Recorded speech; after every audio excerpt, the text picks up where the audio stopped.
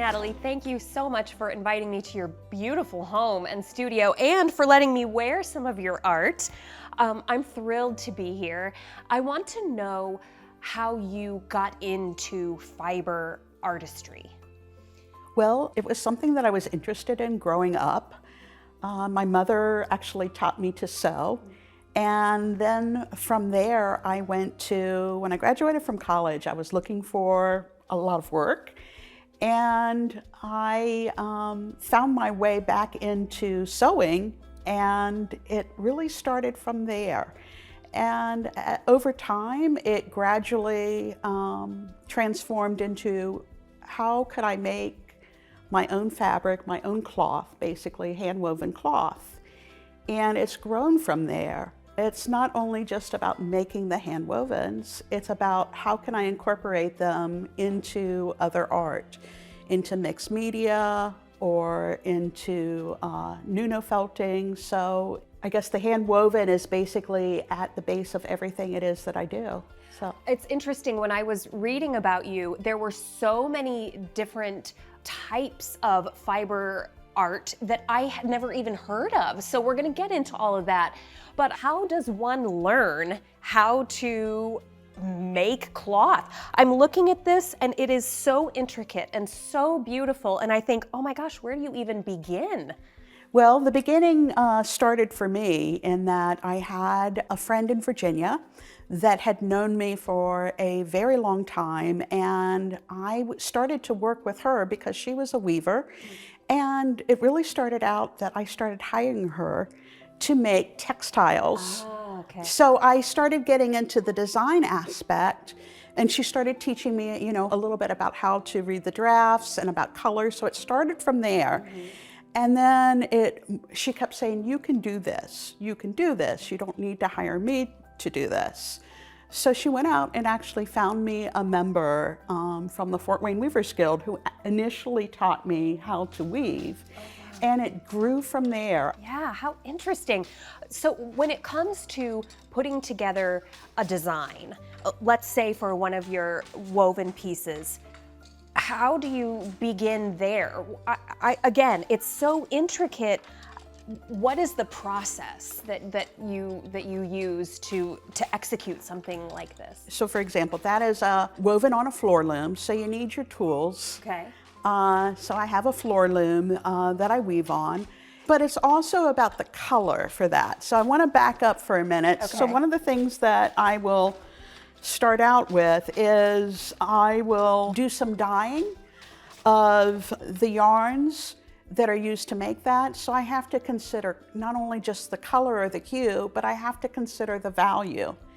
Just like a painter might paint on a canvas, they think about their composition, they think about where the light is coming in, sure, and the value of the piece that they're putting together. Those are also things that I think about when I go to make your scarf. In addition, usually what I'll do is I will weave samples. So, and then I also have to put it through a finishing process, because once you have it on a loom, it's not really fabric until you put it through a washing and finishing process to see how it behaves. It's really quite stiff when something like that comes off the loom, but as you can see, after you've put it through the washing process, it becomes a beautiful drape of nature. And the drape of nature for a scarf is different than, say, if I was going to be weaving a blanket or going to be weaving a hand towel. So there's a lot involved. I was just gonna say, Natalie, all of the details that have to come together to make a beautiful piece are kind of blowing my mind. How long did it take you to get good at it? How do you incorporate all of those things and come out with a finished, beautiful piece? It takes me quite a long time. I might only weave 24 pieces a year, because it takes me a while to, first of all, if I'm dyeing my own fiber, that's at least a 3-day process. Then I have to think about putting it together and setting up my loom. So it might take me 10 hours to actually set up my loom. The weaving time is actually quite easy once the loom is set up. It sounds, So says you. It sounds difficult, but you know, you can weave a sample in a very short amount of period of time, and then, you know, wash it up, you know, study it, take a look at it. You know, is it achieving what I want to achieve? Does it look how I want it to look? You know, are the selvages or the edge of the scarf, you know, as far as craftsmanship and design, is that going to be a suitable hand woven fabric? Do I need to make adjustments of that? And then I'll go back and weave, you know, a piece. So the process might take me a couple weeks. I believe in taking professional workshops. I will attend other conferences, anything that I can to kind of, you know, advance my learning. And then I'll spend some time studying it. I'll spend time playing on my loom and designing, just like, you know, an artist might take out a sketchbook. I have, you know, a book of where I kind of, you know, take my notes. It's a very long, it's a very detailed process for me. Well, it's clear that you value education because you also teach, which adds an entirely new layer to try to impart all of this knowledge. So what sort of joy comes from teaching others how to do what you do? Well, my background, I have a long history in education, and so really going into textiles and fiber arts is more of a second career journey for me. But the passion, you know, you can get from teaching and working with others, and because they want to know, how do I do these? How do I do this? Yes. How do you go from learning maybe just in taking the basics of just how to weave to putting it in and making an art form out of it, to put together a woven cloth that is more of one of a kind? We've touched on your wearable art and your teaching bent, but you make these mixed media pieces as well. You do felting. Well, I actually got into the felting probably even before I learned how to weave. Oh, okay. Because again, it's about making fabric or a piece of art. My 2D art, it started with class, but it started with a lot of self-discovery and exploration, developing my own techniques. And so like, for example, one of the things that, you know, I have is a plethora of these samples. So over time, it becomes, what can I do with these woven samples? So it might develop into taking a piece of it, cutting it up, and putting into some of my felted pieces, which is often what I do. And again, it just makes it a one-of-a-kind piece of art. Same thing with my mixed media. I might paint on fabric. I might make a collage and incorporate pieces of my hand-woven fabric into that piece of art. So it's really about being able to explore and not limiting myself.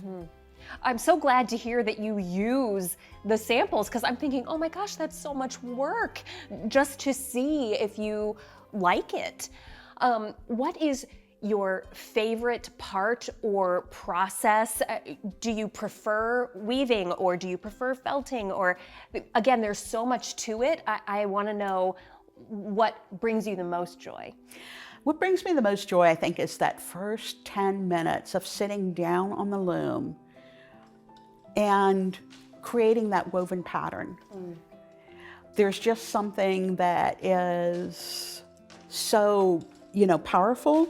I mean, certainly, like, I'll dye the yarns, I'll put them together on the loom, and that is certainly a long process. It takes me a while to set up the loom, but that joy, or that real joy, comes to seeing everything come together. And so that first 10 minutes of seeing a sample, you know, come off the loom is just really what brings me a lot of joy.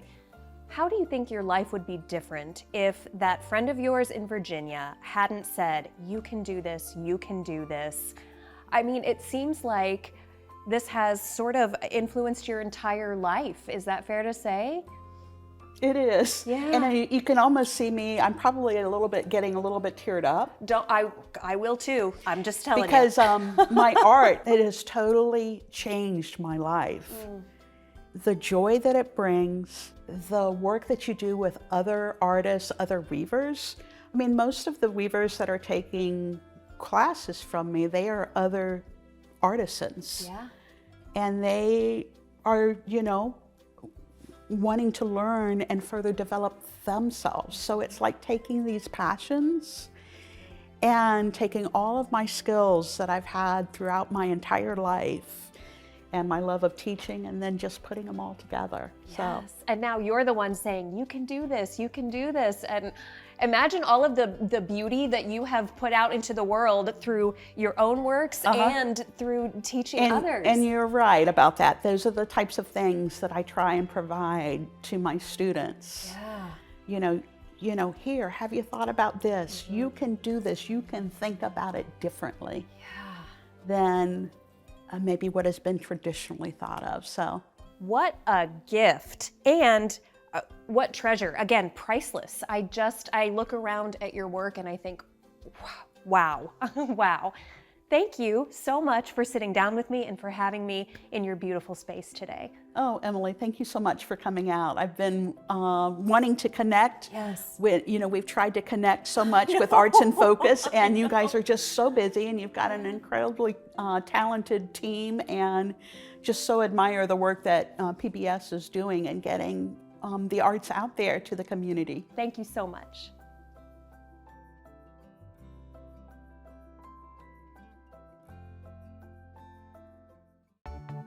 Arts in Focus on PBS Fort Wayne is funded in part by the Community Foundation of Greater Fort Wayne,